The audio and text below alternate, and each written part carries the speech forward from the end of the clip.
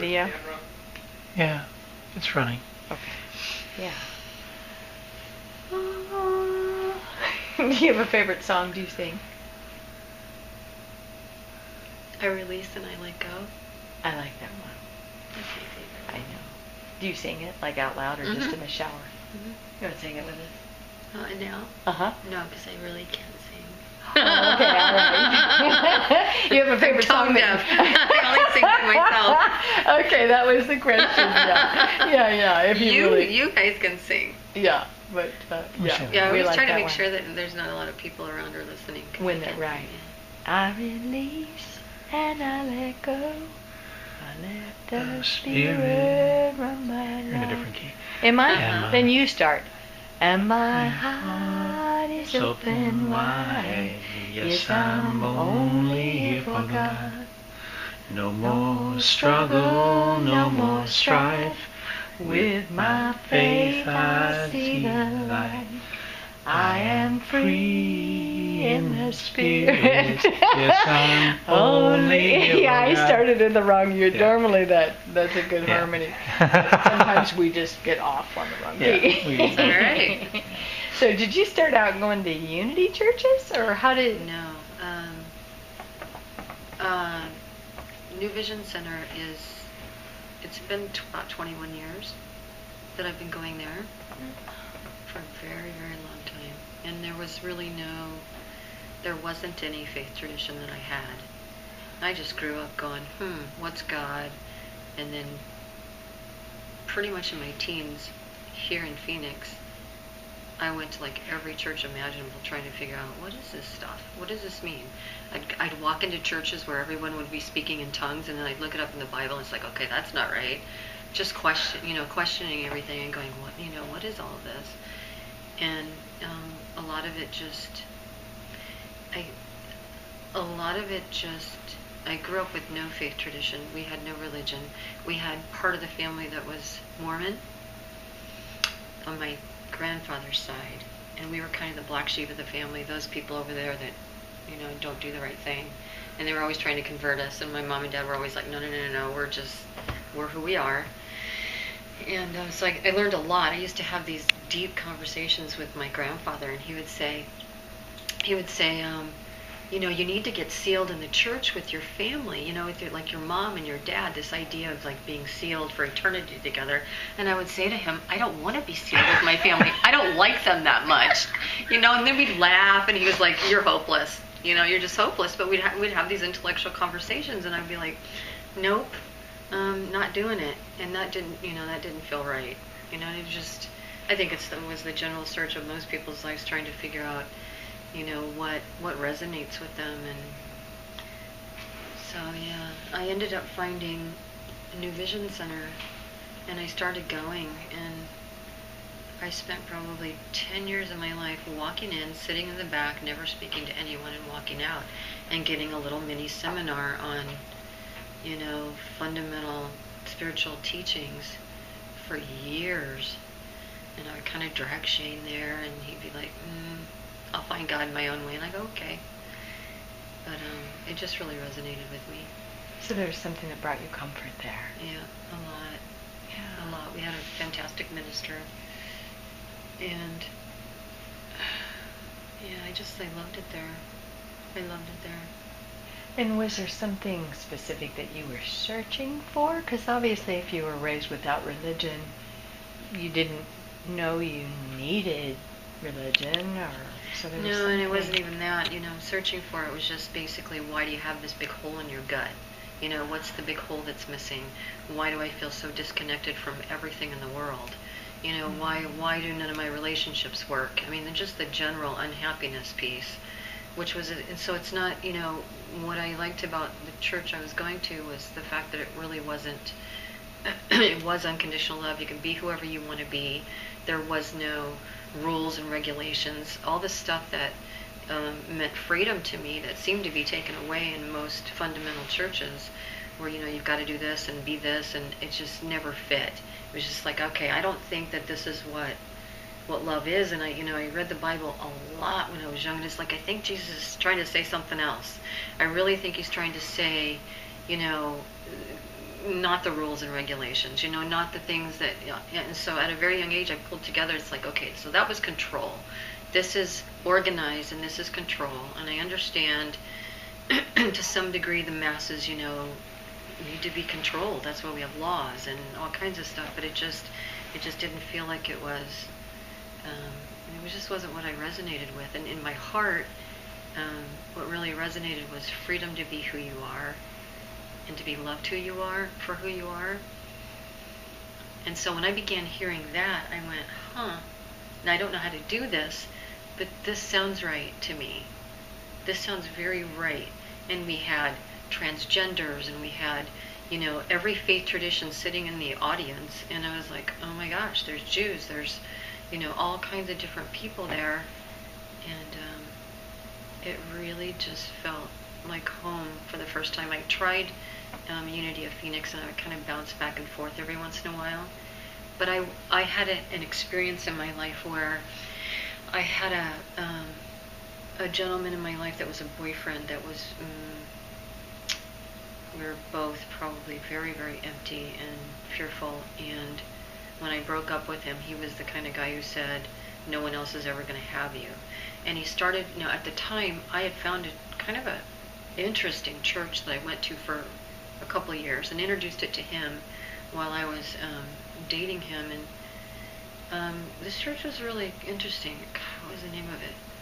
I even remember where it's at, but I can't remember the name of it. But it was interesting because people would fall down in the front aisles and all kinds of crazy stuff, and I just dug it. I thought it was really super cool because it had some life to it. I was still kind of searching, but I did go for a couple years, but this man wrote letters to everybody in my life about all the horrible things I'd ever done. And the minister of the church said, you can't come back anymore. And it was Christian, and that's when I went, done with that.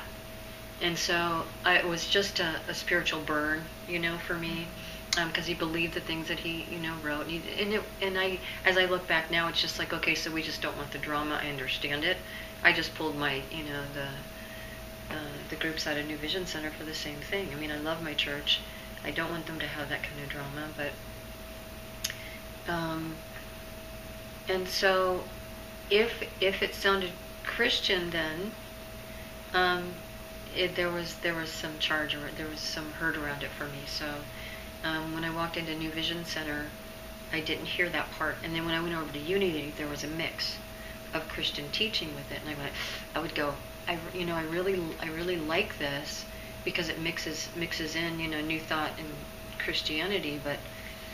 And then it wasn't until my minister started getting up on stage at New Vision Center, Reverend Michelle, and talking about the teachings of Jesus from an unconditionally loving perspective. There'd be different seasonal events that would happen. Now, we weren't Christians, so we didn't celebrate Easter, but she'd do an Easter talk and talk about some of the basic principles that, Jesus was talking about, and how we could interpret it in a way where a lot of us could connect back to it without feeling the burn of some of the pain we had experienced through the control and the humanity of what other churches maybe had done.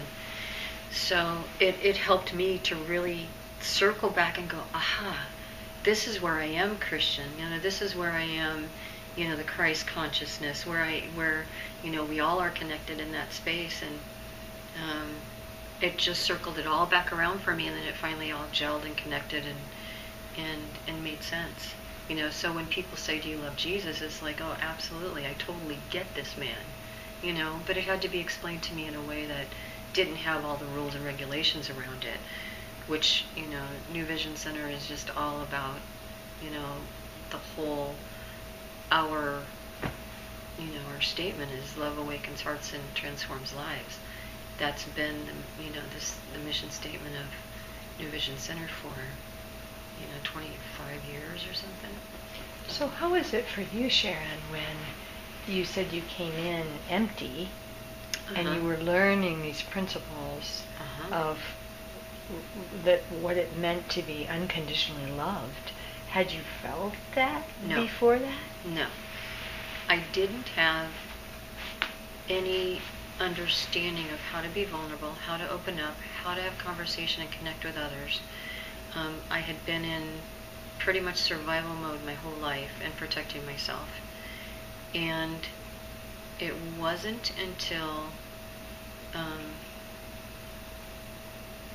Reverend Michelle said, you know, this is where it gets really tricky, guys. This is right here. There was a point where I figured out that what it really was for me was that my son was drowning. My son was about 13 and a half years old, and his father had been volatile and angry. And I thought, oh gosh, he's growing up to be just like his dad. I was raising him by myself, and he was very angry. But then I got one day that he was really, I didn't know how to love him. I realized that I had no idea how to love him. I didn't know how to do it.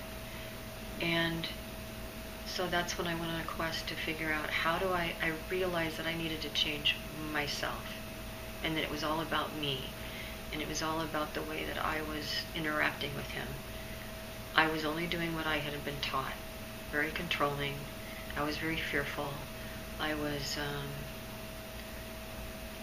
all he ever heard from me was that he wasn't good enough. Move faster, pick up your stuff, you know, why can't you do it better? Why can't you be cooperative?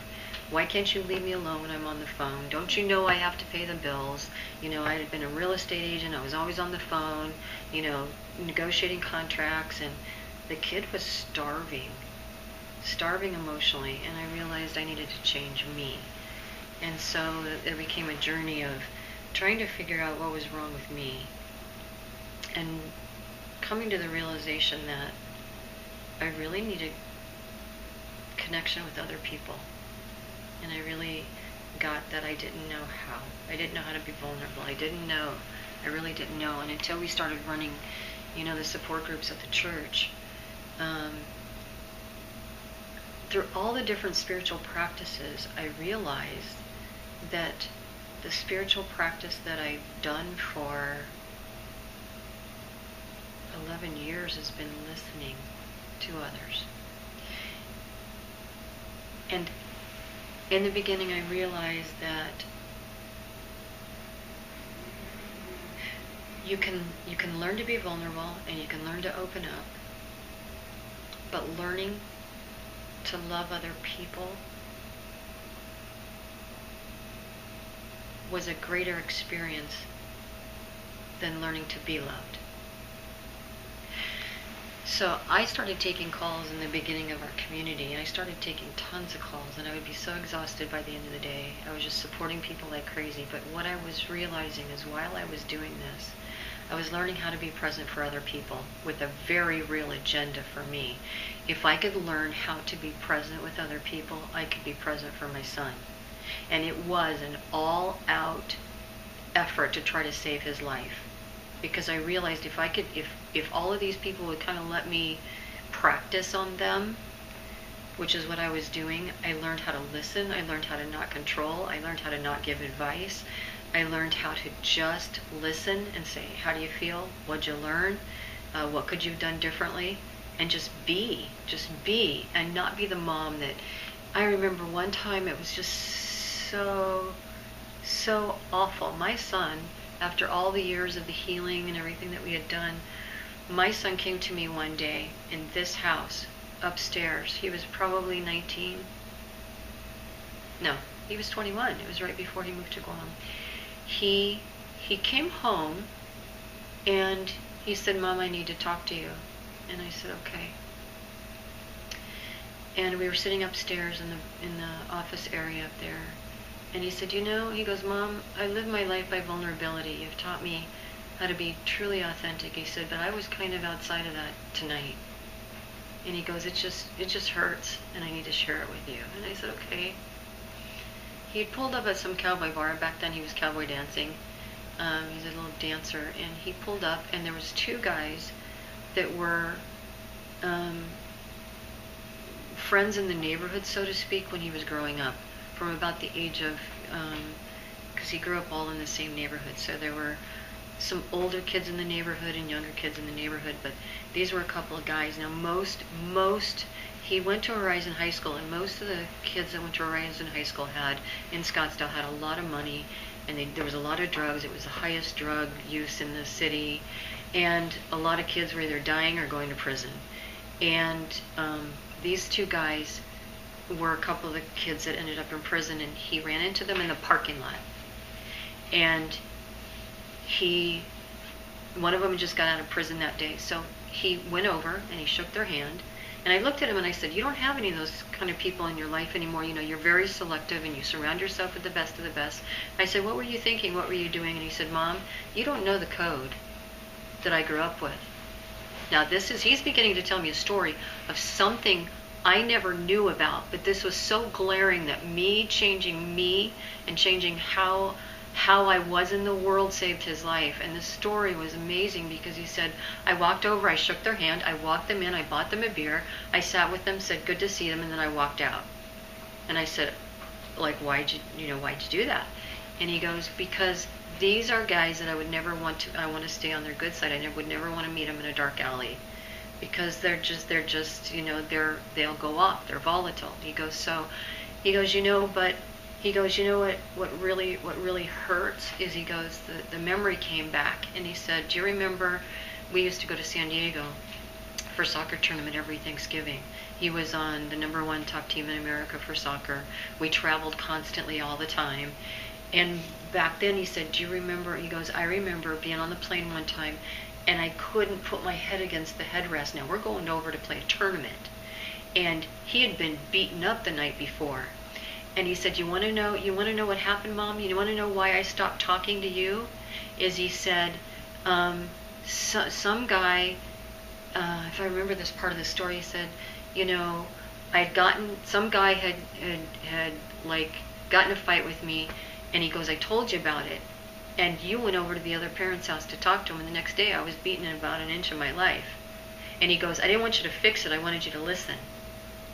And of course, this is what we're teaching now. We don't fix, we don't, so here I was, the mom that was going to take charge and go fix stuff, and I didn't, and that was when he knew never to speak to me ever again. And I'm sitting upstairs with him while he's telling me this, and I'm crying because during that period of his life, he had no one to go to.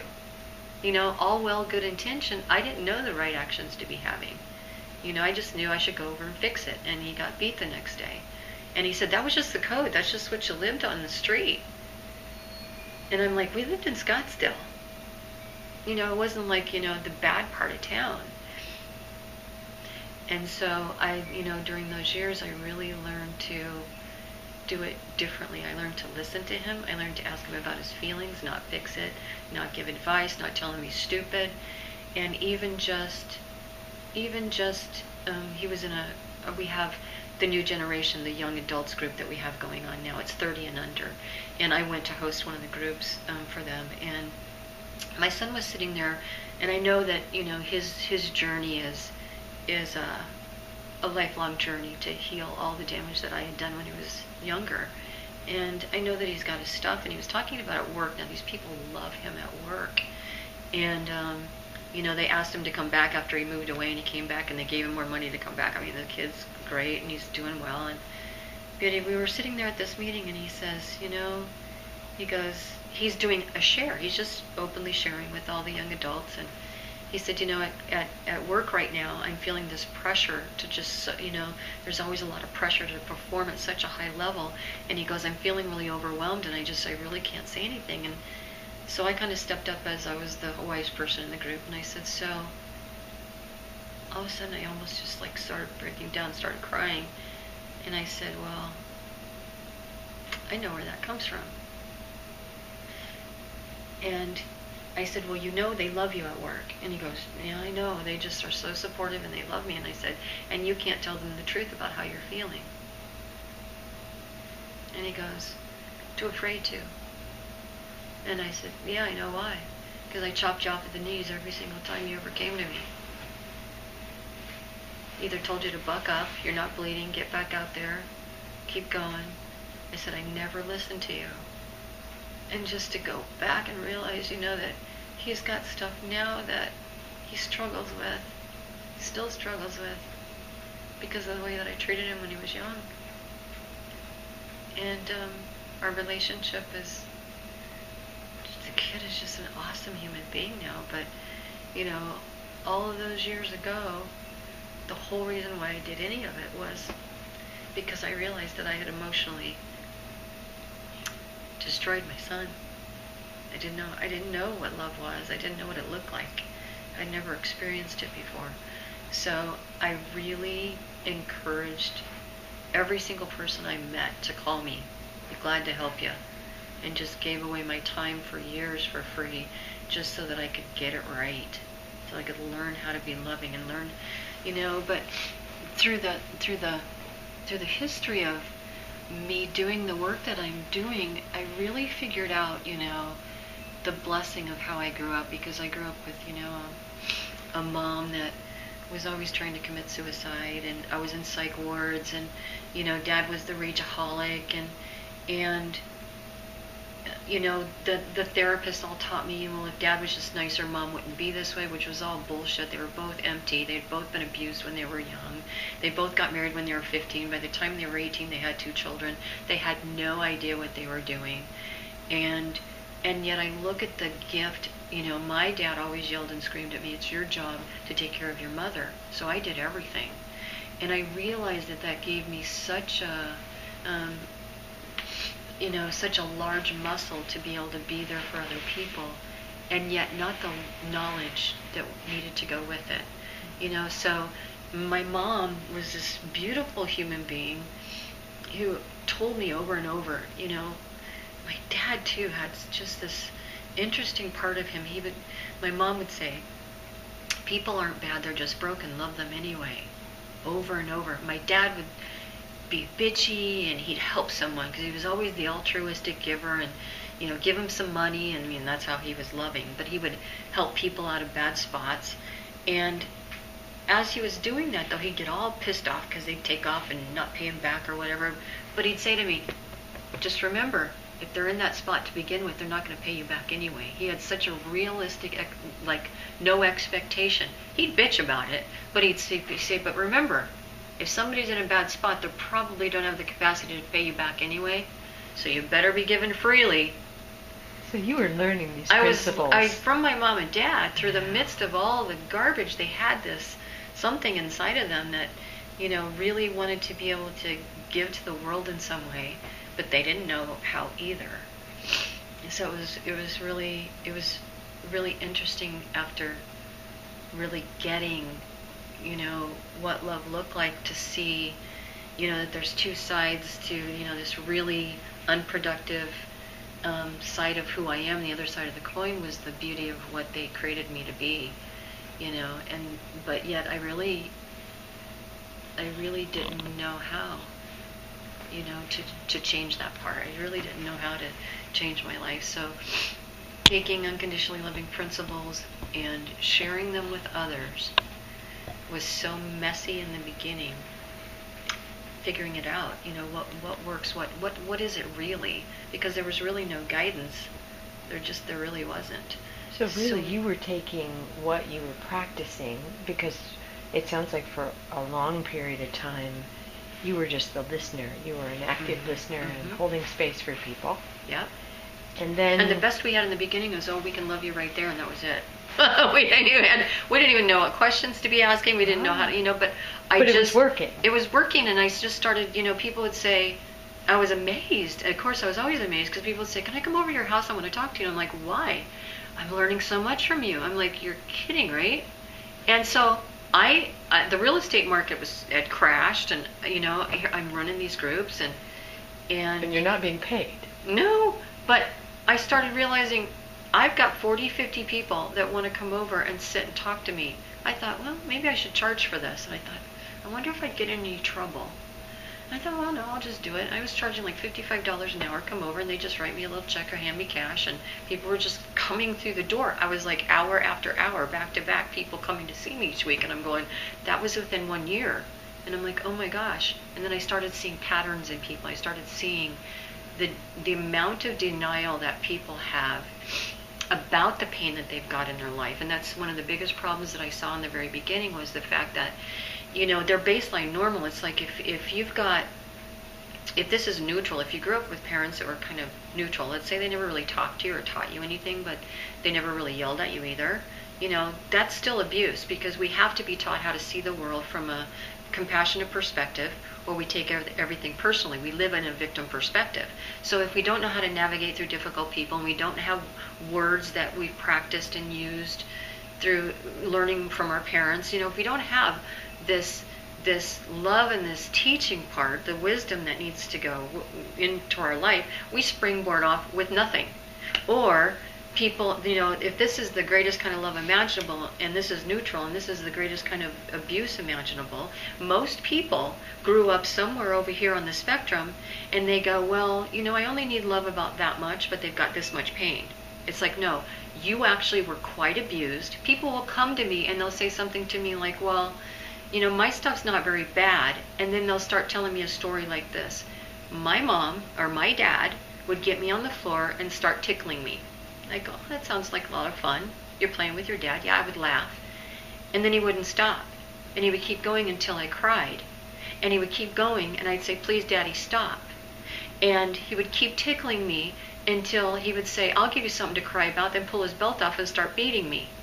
And I look at them and I go, oh, so you don't think you had any abuse? That was called emotional terrorism.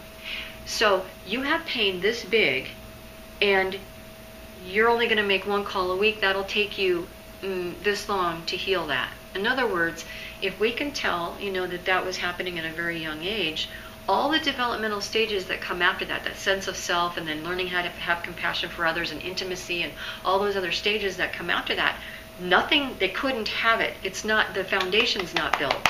So we can figure out very quickly where somebody's at, but most people have, when I start telling them that this is severely, you wonder why you can't walk into a party and not feel like you're going sideways because you have so much social anxiety or whatever's going on in their life.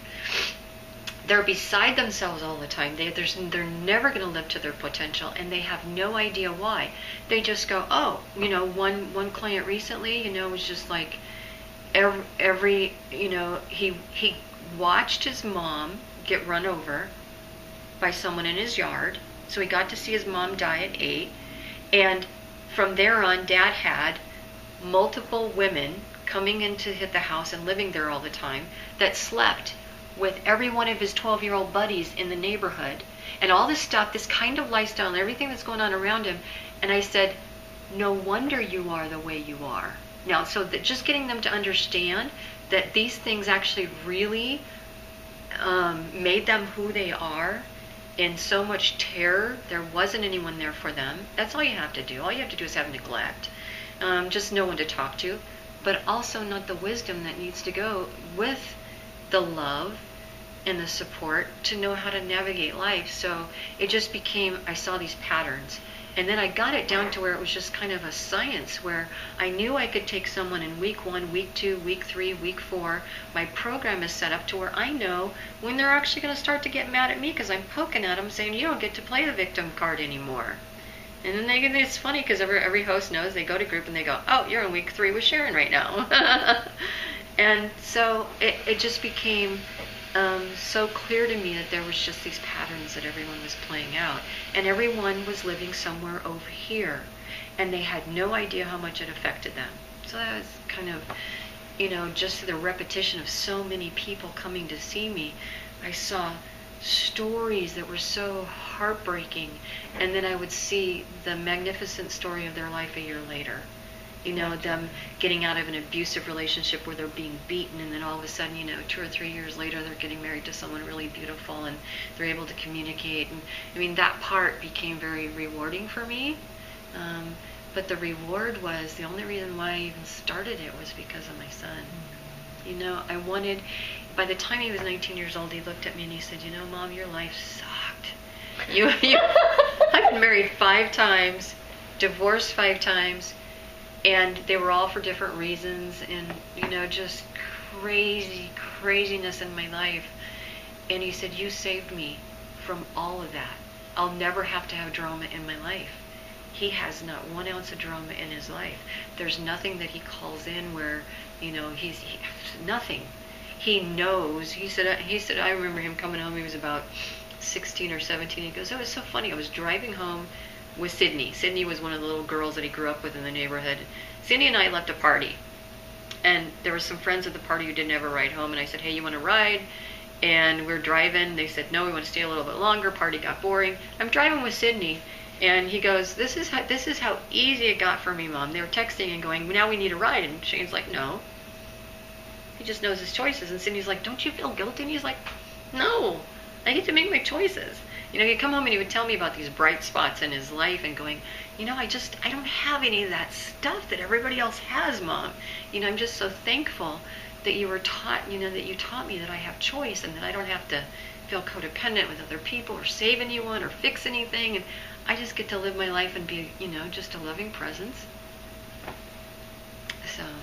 It reminds me of, it's so beautiful. It reminds me of Louise Hay's story of, starting out as a practitioner. Right. And hearing all of these repetitive stories as to the ailments people had, and then associating the ailment with something traumatic.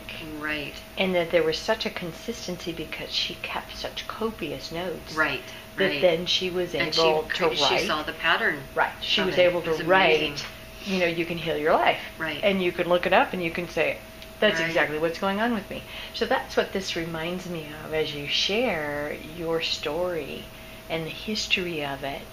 That the amazing part is most people will come with some kind of physical something that's going on, along with the emotional drama that's going on in their life, and I'll go, you don't need to work on that. That'll take care of itself.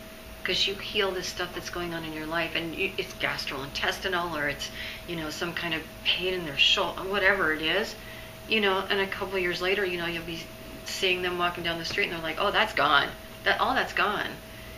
It's just about, I know you just, sometimes I get amazed because being a lay person, not having any education, and then just all it is just seeing the repetitive patterns that happen with people, and then really just understanding. When someone sits down, when I walk into a room, I can tell who's in the most amount of pain. I can tell who's in pain. I can tell by the words that people use how much pain they've got that they're carrying in their body. All I have to do is listen to them for about 2 minutes and hear how they're telling their stories.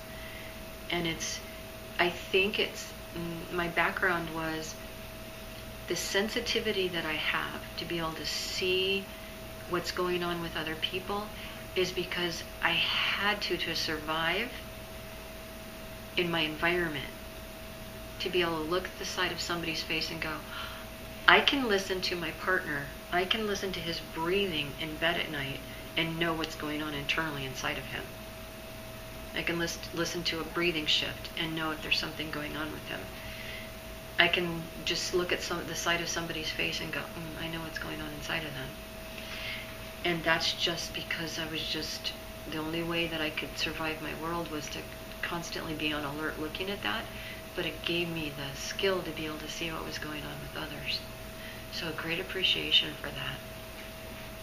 The way that I grew up. And I just remember the Father's Day one year when I finally wrote a letter to my dad and I gave it to him. That was his gift for Father's Day, which was just saying, through the work I do, what I realize is therapists made me hate you. They taught me to hate you, and all you ever wanted really was to be loved. And I realized that that's what you want, that's what you always wanted. And you weren't bad, you were just hurting. And they all said, oh, if Dad was nicer, that Mom wouldn't be like this. Well, horrible, horrible, horrible things that I remember being taught. That it was all Dad's fault. And I'm like, no, Dad, I love you. I get it now. Thank God I get it. You weren't bad. You're kind of broken. Not that I believe in that terminology, but, his heart was broken. He had a broken heart. And it sounds like from your practice of just listening and being present for people, that you've been able to see over the years, because you've been listening this way since your son was 13, right? He's 25 now. Right. So that's a long time Uh-huh. to be practicing. Listening to people's stories. Right. And then something, because you were having consistent success, I mean, if people are lining up at your door Right. to show up to be heard or Right. to be loved, Right. then at some point you were like, well, wait a minute, I'm not the only one that could do. I mean, it's kind of like Jesus is saying, hey, you're not the only one. No, in the beginning, this came completely from an idea that nothing I was doing was great, nothing that I was doing was good. There was still this doubt of self-worth. I immediately started training other people, thinking, this isn't just me. We need a, and this came out of necessity in my thinking, was that we need other people. Secondly, I didn't think it was okay to create a codependent relationship with me. And I went, no, because what if I die tomorrow? So I need to teach them how to connect with a multiple amount of people. So I started creating a list of people in our community who had come in, healed their life, and wanted to give back. Naturally, everybody wanted to share this with others. So I immediately started, I just wrote a book study on, what does it look like to be a host in our community, and then make them go through a training program, and they have to get signed off, and that program right there has been running for over 10 years. And so my idea was, it's not me that's doing it. Now, when they come to me, I see what's going on with them. What I'm looking for is, where are they codependent? Are they still living by obligation? Do they have shame? I'm looking for all the major things that are going on in those first 2 sessions, and I give them a walk-away list and say, go to group and talk about this. The brilliant part about it is that when they go to group, I don't have to talk to my other hosts about what's going on with them. They do exactly what we're supposed to do. Just ask them questions and love them. And they get to peel back the shame. They get to go to group and talk about something that, my mom used to run around chasing me with a butcher knife and wanted to kill me, and I had to hide under the dining room table. You need to go to group and just talk about that, because you actually think that was your fault. And so the hosts know to go, realize that wasn't your fault. People are carrying that because their unworthiness button has been hit so many times by that kind of mother that, of course, it must be me, right? Because a child cannot sit and say, oh, I understand that's just about you. We have to be taught that, to not take it personally. We're truly victimized and wounded when we're a child. So here's a woman sitting on my sofa going, oh, this was my fault. And I'm like, no, just go to group and talk about it. I don't have to tell her why. And I don't have to direct my hosts. They just go to group and they just love her around that. And they go, you realize that wasn't your fault, right? Because they know how to work with them. They just ask them questions. And then they cry and they get it out, and they get all of that shame that they've been carrying their whole life. So their backpack just keeps getting lighter each week as they go to group, and they make their calls every day. And they just begin to feel supported and connected and loved, and all the elements are there. So it wasn't, in the beginning, it wasn't me setting up a structure because I thought, oh, this would work better than just them coming to see me. It was like, well, I'm not smart enough. I'm not anything. It was really just seeing that the more love, the better. It's a numbers game. Like who wouldn't, do better with more love? It just kind of made sense. So, I would, and it became a structure over time, and it was like, okay, so in the first 2 weeks you have to have 10 gold nuggets. That's what I came up with. You have to go through our list and find 10 people that you like, that you felt loved by, and then you have to qualify them and ask them, for the next 3 months while I'm in coaching with Sharon, would you be one of my gold nuggets? And I said, I'll tell you the truth. My grandmother just died. I'm probably not the right person. I'm going through some grief or whatever. So, people within the first couple of weeks, they would start getting this support and making their 3 calls a day. And it just started being this working program. And behind the scenes, I'm training hosts. Behind the scenes, people come in and give back for a couple of years and then they'll leave. So I'm always adding more, and we lose some. And right now, I think we're about 45 people strong that just support other people. That take their calls, and they all know what to do. They all do it beautifully. It's just amazing. So it just became kind of a system of really seeing, we can't create someone to start relying on one person. It just didn't work. It was too much of a burden on me, so there was kind of like a survival thing. I knew that, it's like, no, you got to call other people. You can't just call me. There will be days where I just simply won't pick up because I need you to do the pushback. I need to do that pushback and make sure that you're calling others, that you're really getting connected to other people. And feeling like you've got a community you've got to feel like, there's people that really have your back. So it kind of just worked its way into a thing. And it was, community based. And the funny part about it was I was running meetups for my real estate business. So all of my advertising I did through parties and bringing people together. People would be more apt to refer me if they felt this sense of connection and commitment as a community together. So I would do these community events. I'd rent out a whole bowling alley, and I'd have the whole thing filled with all my clients. And they would come up to me, unlimited beer and wine and pizza all night long. You'd spend a couple grand, and you'd get, 3 new listings out of it, because people would refer you. But, I'm doing it so that they refer me. And so I was this community builder already, and they'd come to me at the end of the party and say, oh, so-and-so over here, we're going to go do some deal together, or we're going to go play tennis together. We met some new whatever. And I realized, and back then I wanted to learn how to salsa dance, so I had a salsa meetup. I wanted to learn to speak Spanish, so I had a Spanish meetup. I was running all this stuff. And so I'd start inviting my clients to all these things, and all my clients wanted to learn to salsa dance. So I'd have all these events on the calendar all the time. And so, of course, they were always thinking about me when they thought about real estate, but I created events that I liked. So I played my way to success. And so all I did was roll that over into what I was doing with the Loving Groups community, which was just put events on the calendar, get people together. I already knew that getting people together was for them. The first night ever that I had a salsa event where I put it on my calendar, and I had 40 people show up. In the nightclubs back then, they would have like an instructor for the first hour, and then they'd have open dancing. And I realized none of these people would have come out without me creating that space. And I went, very interesting. A whole bunch of people are getting to know each other. And right there, and I went, ding, ding, ding, ding, ding, people are dying for community. And so I would just continue that role. So that was already in place for me before I even started this community. And I just went, that's a no-brainer element that has to be there. And I was already, kind of that party girl that said, hey, let's go do things.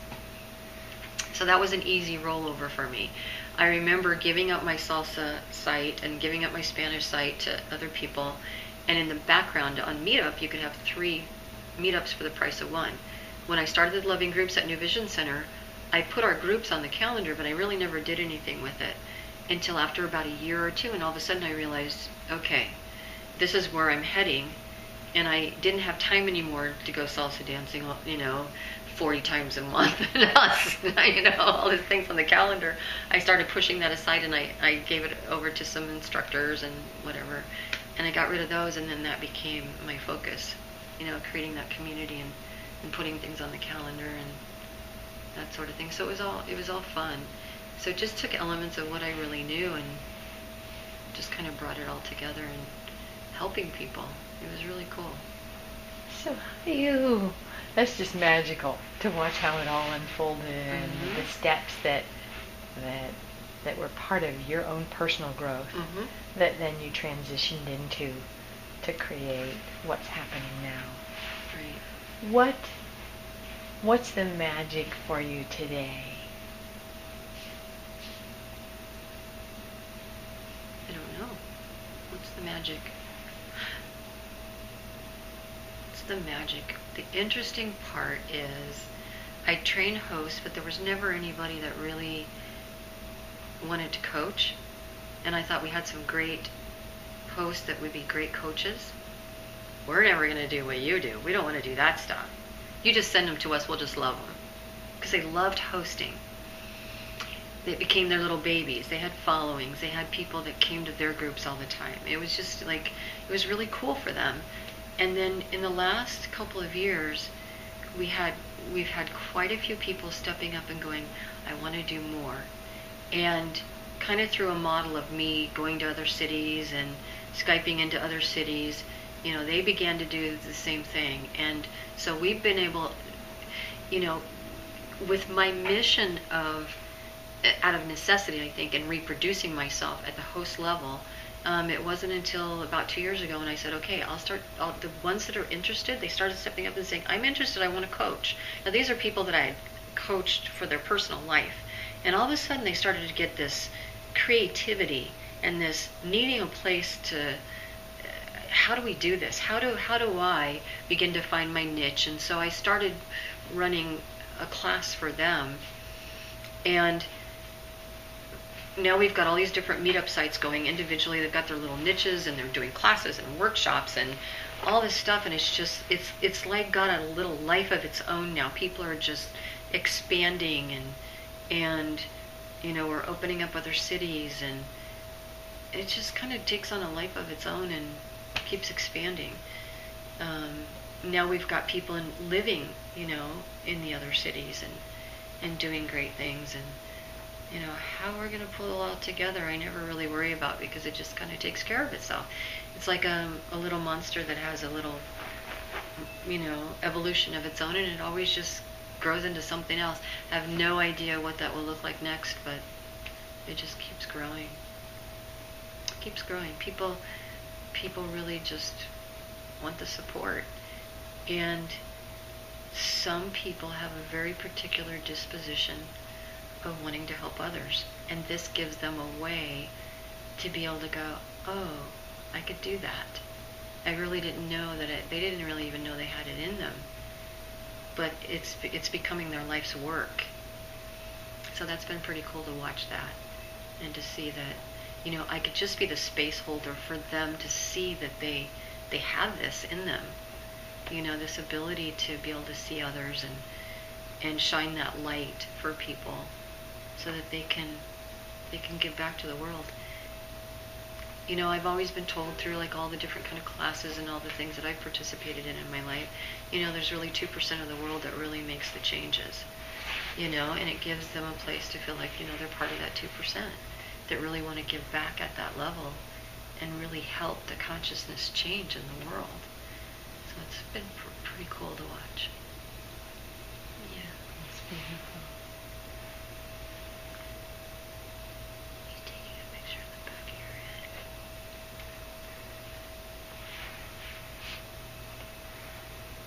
Do you feel like Mother Hubbard with her little children, and because you've nurtured yourself? No, the interesting part is, I was told a long time ago, don't share about yourself. It'll ruin your business. And I'd been given that kind of advice, and like, you gotta hide who you are. And I went, that doesn't resonate with me. I can't teach something that I'm not doing. So I would go to group and I'd be vulnerable and I'd cry over stuff that I was challenged with. And there's so many people that have been around. Some of my hosts have been around 6 years, 7 years, 8 years, running 2 or 3 groups a week forever. And I feel in the last couple years, finally, shifts in me and shifts in them, where we've all become equal, that our community is really run more by consensus versus, a dictatorship of me saying, okay, this is how it has to look. There are so many committed people on my team that are, they really have skin in the game of their heart, of wanting to be a part of something that's really cool, that I don't feel like I